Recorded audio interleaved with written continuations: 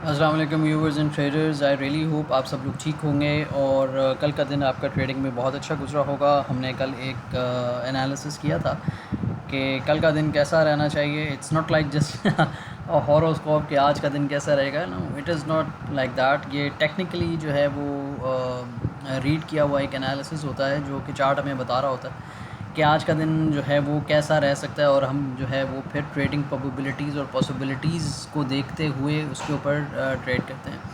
तो चलिए जी, let's jump right into our today's analysis. हम डेली के चार्ट के ऊपर आ जाते हैं, लेकिन चलिए उससे पहले हमेशा की तरह एक दफ़ा हम ये देख लेते हैं कि हमने क्या जो है वो एनालिसिस किया था पिछला, और उसका क्या रिज़ल्ट हुआ।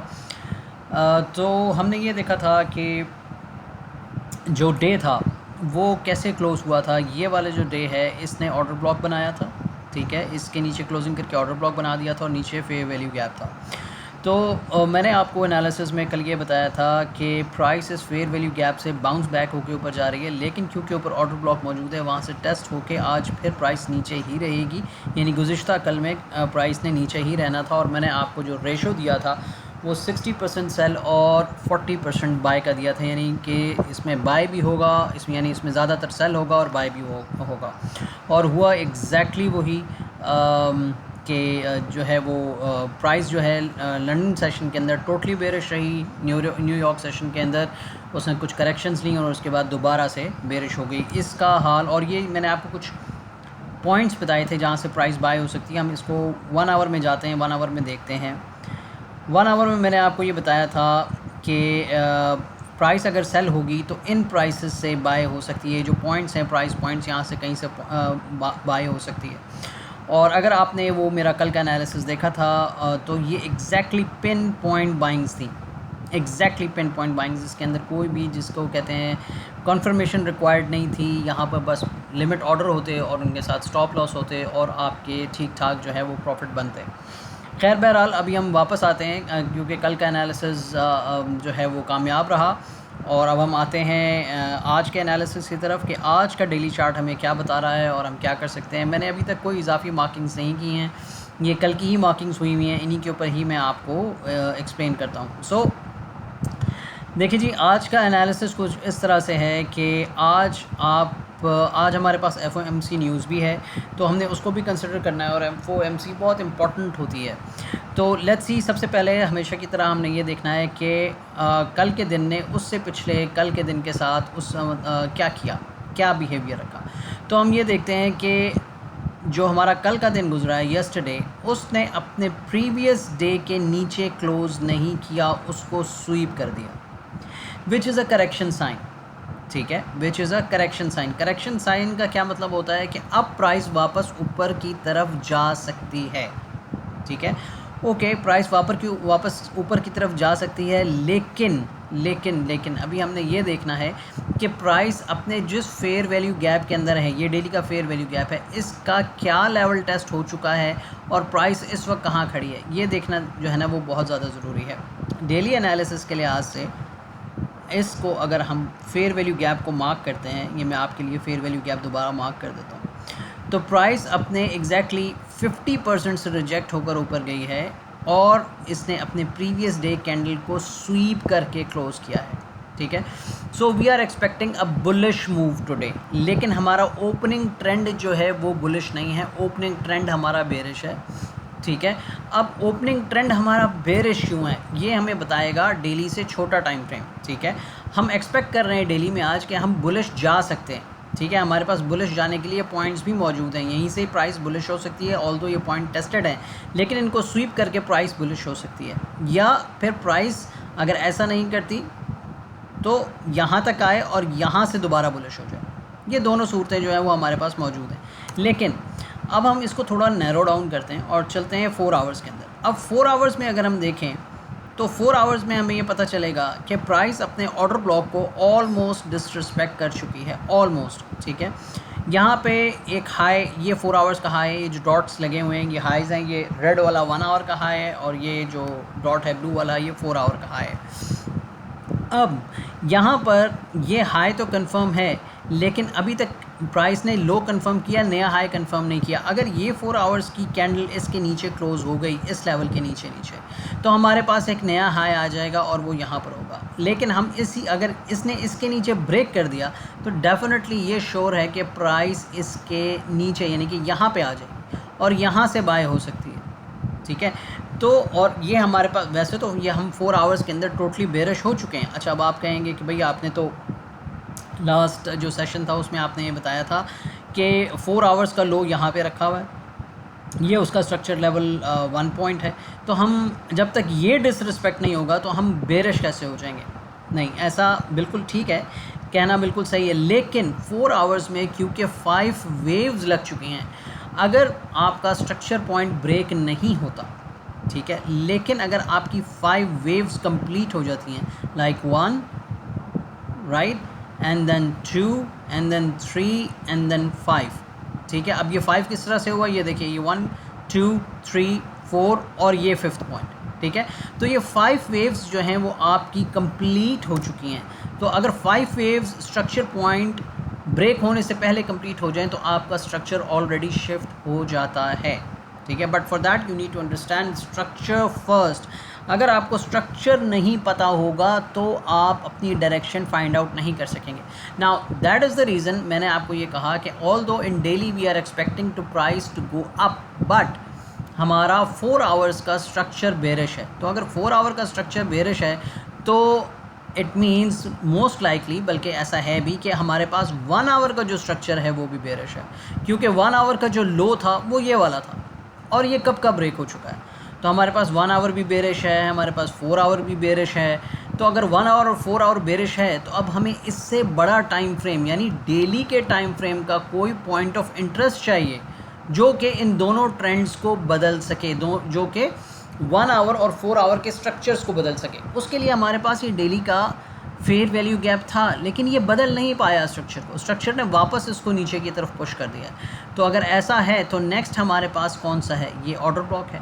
नाउ वी आर एक्सपेक्टिंग कि ईदर हमारा ये वाली जो कैंडल यानी प्रीवियस डे का जो लो है, प्राइस ये स्वीप करे, इसके अंदर टैप करे और यहाँ से दोबारा बुलिश हो जाए, ठीक है, या इसके अंदर टैप ना करे, सिर्फ इसको स्वीप करे और दोबारा बुलिश हो जाए। लेकिन ये लेस लाइकली है, ठीक है, हो भी सकता है लेकिन लेस लाइकली है। So we are expecting more कि देखें इसके अंदर पावर ज़्यादा हो जाएगी, पावर ज़्यादा, क्योंकि हमारे पास एविडेंस हो जाएंगे। एक तो प्रीवियस डे कैंडल स्वीप और दूसरा पॉइंट ऑफ इंटरेस्ट के अंदर टैप। ये 2 पॉइंट्स हमारे पास हो जाएंगे और उसके बाद जब प्राइस उठेगी तो उसको यहाँ तक फिर जाना चाहिए। अच्छा, अब इसका और क्या एविडेंस है कि ये ऐसा हो सकता है? क्या 1 आवर और 4 आवर उसको ऐसा प्लेग्राउंड दे रहे हैं, क्या उसको ये सपोर्ट भी कर रहे हैं? नहीं। इसको देखने का एक बहुत आसान तरीका मैं आपको बताता हूँ। चलिए 4 आवर्स को देखते हैं।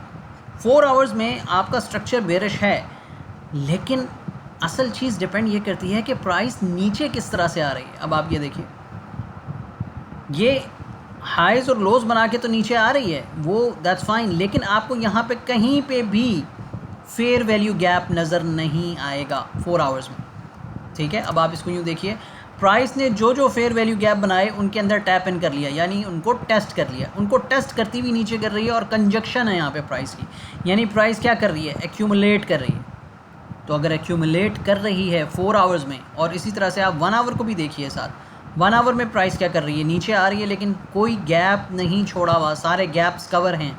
तो इट मीन्स ये लिक्विडिटी जनरेट हो रही है और ये परफेक्ट है प्राइस के ऊपर जाने के लिए। This is a very supportive evidence. अब होगा क्या, होना क्या चाहिए, चलिए मैं अपने बात को रिफ्रेश कर लेता हूँ। होगा क्या is a very certain thing, और मार्केट में यहाँ पे कोई भी चीज़ सर्टन नहीं होती, हम पॉसिबिलिटीज़ को ट्रेड करते हैं। तो अब अगर ये एक्यूमुलेशन हो रही है तो अब प्राइस में आना चाहिए एक डिप। प्राइस एक डिप ले, चाहे यहाँ तक ले या यहाँ तक ले, ये सारा और डेली के ऑर्डर ब्लॉक का हिस्सा है। एक प्राइस लेगी सीरियस डिप जो कि FOMC के अंदर एक्सपेक्टेड है, ठीक है। अगर वो लेती है और यहाँ से दोबारा बुलिश होती है तो ये सारे हाइज जाने के बहुत ज़्यादा चांसेस हैं, ठीक है। क्यों? ये कौन सा फिनोमेना है जिसके ऊपर हम काम कर रहे हैं? ये है AMD। बहुत आसान है। एक्यूमुलेशन, प्राइस क्या करती है, एक्यूमुलेट करती है, एक्यूमुलेट करती हुई नीचे आती है, ठीक है, और उसके बाद एक स्टीप ड्रॉप देती है और स्टीप ड्रॉप देने के बाद सीधी दोबारा से बुलिश हो जाती है। हम इसको एक्यूमुलेशन, मैनिपुलेशन और डिस्ट्रीब्यूशन के नाम से जानते हैं। खैर ये एक बड़ा डिटेल टॉपिक है, लेकिन बहुत इजी है और ट्रेडिंग के अंदर यूज़ होने वाला सबसे ज़्यादा कॉमन और प्रॉफिटेबल फिनोमेना है। इंशाल्लाह हम इसके ऊपर भी बात करेंगे, बल्कि आप अगर मेरी YouTube की कुछ पुरानी वीडियोस देखिए तो उसके अंदर ये कॉन्सेप्ट आपको पूरा एक्सप्लेन हुआ जो है वो मिल जाएगा। खैर चलिए आते हैं वापस अपने एनालिसिस की तरफ। हमने 4 आवर्स में देखना है कि हमारे पास पॉइंट ऑफ इंटरेस्ट कौन से हैं। ये मैंने आपको मार्क करके दिए हुए हैं, यहाँ पे मैं इनके ऊपर क्लिक भी कर देता हूँ ताकि ये आपको जो प्राइसेस हैं ये आपको क्लियर हो जाएं। ठीक है, ये वाली भी क्लियर कर देते हैं, ये ब्लू में अपेयर हो गई हैं, आप वीडियो को पॉज करके देख सकते हैं। ठीक है, और यहाँ पे मैंने एक ये ब्लैक लाइन यूज़ की हुई है, इसको भी आप लोग देख सकते हैं। ब्लैक लाइन जो है वो नैरो डाउन है, यहाँ से पिन पॉइंट एंट्री जो है वो एक्सपेक्टेड है। यहाँ पे 5 मिनट्स के कुछ और बाकी जो कुछ पॉइंट ऑफ इंटरेस्ट हैं एक जगह इकट्ठे हो रहे हैं, तो वी आर एक्सपेक्टिंग कि प्राइस यहाँ से बुलिश हो सकती है दोबारा as a pinpoint entry, जिस तरह के हमने कल के एनालिसिस दिए थे। अब हम आ जाते हैं 1 आवर के ऊपर। जब हम 1 आवर के ऊपर आएंगे तो 1 आवर के अंदर कौन से पॉइंट्स है, पॉइंट्स वही हैं। ठीक है, अगर इसने बहुत ज़्यादा डीप भी आना है तो वो बहुत ज़्यादा डीप ये वाला एरिया है, ठीक है, प्राइस का, वो यहाँ आ सकती है। और उसके लिए कौन सा एरिया हम मार्क करेंगे, उसके लिए हम ये वाला ऑर्डर ब्लॉक मार्क करेंगे जो कि अभी तक अनटेस्टेड है। इसके ऊपर एक फेयर वैल्यू गैप है जो कि टेस्टेड है, लेकिन हम इस ऑर्डर ब्लॉक को मार्क कर सकते हैं और हम ये देख सकते हैं कि इस ऑर्डर ब्लॉक की हायर टाइम फ्रेम के साथ क्या कॉन्फ्लुएंस है। तो ये 4 आवर्स का भी ऑर्डर ब्लॉक यहाँ पे मौजूद है और 4 आवर्स का ये फेयर वैल्यू गैप अनटैप्ड है, तो ये एक स्टीप फॉल हो सकती है। ठीक है, और उसके बाद प्राइस दोबारा वापस ऊपर जा सकती है। अब हम इसको जो है वो स्मॉलर टाइम फ्रेम में, क्योंकि मैं ऑलरेडी आप लोगों के लिए मार्क कर चुका हूँ तो उसकी डिटेल में हम नहीं जाएंगे, लेकिन आज का जो एनालिसिस है वो मैं इन जनरल आपको बता देता हूँ, जिस तरह से मैंने कल का बताया था। In general we are expecting कि प्राइस आज भी मेजरली बेयरिश ही रहेंगी, लेकिन FOMC न्यूज़ इसका इम्पैक्ट बदल सकती है। ईदर वो यहाँ से इसको बुलिश कर सकती है या फिर यहाँ से बुलिश कर सकती है। दोनों ऑप्शंस जो हैं वो मौजूद हैं, लेकिन व्हाट इफ़ अगर प्राइस इनको बुलिश नहीं करती तो क्या होगा, ये बहुत इंटरेस्टिंग पॉइंट है। तो इसका जवाब हमें देगा डेली टाइम फ्रेम। ठीक है, क्योंकि हमें दोनों पॉसिबिलिटी, आप हमेशा याद रखिए कि मार्केट में जब भी आएँ तो अपना ये मूड बना के मत आएँ कि जो मैं सोचूंगा प्राइस वही करेगी। नहीं, आपने दोनों साइडों के लिए तैयार रहना है, ईदर बुलिश साइड के लिए भी जो कि आपका एक्सपेक्टेड है, या बेरिश साइड के लिए भी जो कि अनएक्सपेक्टेड है। और याद रखिए ज़्यादातर मार्केट वही करती है जो अनएक्सपेक्टेड होता है। अब ऐसा नहीं है कि प्राइस यहाँ से बुलिश नहीं होगी, प्राइस यहाँ से बुलिश होने के बहुत ज़्यादा चांसेस हैं, लेकिन अगर प्राइस यहाँ से बुलिश नहीं होती तो क्या होगा। ठीक है, तो हम क्या करेंगे, उसके लिए हमें क्या करना है मैं आपको बहुत सिंपल सा बता देता हूँ। ये आगे भी आप लोगों के काम आएगा। अगर बेरिश हो जाती है, मज़ीद बेरिश प्राइस नीचे आ जाती है, इस ऑर्डर ब्लॉक को डिसरिस्पेक्ट करती है, तो हमारा जो बाइंग पॉइंट्स हैं, स्ट्रक्चर बाइंग पॉइंट्स, वो ये वाले हैं डेली के। ठीक है, ये मैं इसको मार्क कर देता हूँ। ये डेली का एक हमारे पास बाइंग पॉइंट है और हमारे पास डेली का बाइंग पॉइंट ये मौजूद है। खैर नौबत यहाँ तक तो नहीं आएगी, ये तो मैं तकरीबन आप यूँ कह लीजिए काफ़ी श्योरिटी के साथ कह सकता हूँ, लेकिन यह है कि प्राइस यहाँ तक आ सकती है और ये है 4421 का एरिया।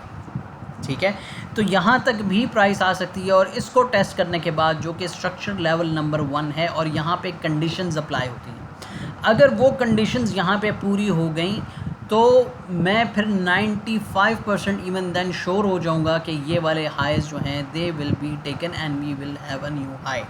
ठीक है, क्योंकि एक बात को याद रखिए, the more deep the market comes, ठीक है, प्राइस का ऊपर जाने का जो प्रोबेबिलिटी होती है वो उतनी ही ज़्यादा होती है। अब हो क्या सकता है कि प्राइस यहाँ से नीचे आए और यहाँ पे आए और यहाँ से बुलिश हो जाए, लेकिन इसकी भी कंडीशंस हैं। अब इसकी स्ट्रक्चर कंडीशंस क्या हैं कि प्राइस इसको अगर यहाँ से बुलिश होना है फॉर एग्जांपल, ठीक है, अगर प्राइस को यहाँ से बुलिश होना है तो फिर प्राइस को हायर हाइज और लोअर लोज लगा के जो है वो नीचे नहीं आना चाहिए, ऐसे नहीं नीचे आना चाहिए। अगर प्राइस ऐसे नीचे आई तो डेली रास्ते में ही अपना ट्रेंड बदल लेगा और वो बेरिश हो जाएगा, डेली की 5 वेव्स लग जाएंगी। ठीक है। फिर इन स्ट्रक्चर पॉइंट्स का कोई यूज़ नहीं होगा, ये सब डिसरिस्पेक्ट हो जाएगा, ठीक है। इसके लिए प्राइस को क्या करना चाहिए, इसके लिए प्राइस को स्टीपली एक लाइन में, फॉर एग्जांपल आज की कैंडल बेरिश क्लोज होती है, ठीक है, फिर अगली कैंडल शुरू होती है वो भी बेरिश क्लोज होती है और वो यहाँ पे आए और यहाँ से हम बाय करें, यानी कोई जो है वो प्राइस जो है फ्रैक्टल्स लगा के नीचे ना आए, ठीक है, फ्रैक्टल्स ना लगाए, हाइज लोज को ब्रेक ना करे, लोज को ब्रेक ना करे, ठीक है, तो ये इफ़ेक्टिव है, वरना ये पॉइंट्स इफ़ेक्टिव नहीं है। चलिए जी, इट्स ऑलरेडी बीन 15 मिनट्स, तो मेरी कोशिश होती है कि बस 15 मिनट से ज़्यादा ना हो। आई रियली होप आपको आज का एनालिसिस जो है वो समझ आया होगा। अगर कोई भी आपके क्वेश्चंस हों, कोई बात हो, तो you can always message me on YouTube as well, and my contact number of WhatsApp वो मैं आपको इधर मेंशन कर देता हूँ, ताकि आप जो है वो व्हाट्सएप पे मुझसे रब्ता कर सकते हैं। 0332811428 ये मेरा कॉन्टैक्ट नंबर है और इस पर आप मुझे मैसेज कर सकते हैं and we can talk about it as well. ठीक है जी, अपना और अपने आसपास लोगों का ख्याल रखिएगा। टिल देन, अल्लाह हाफ़िज़, अस्सलाम वालेकुम।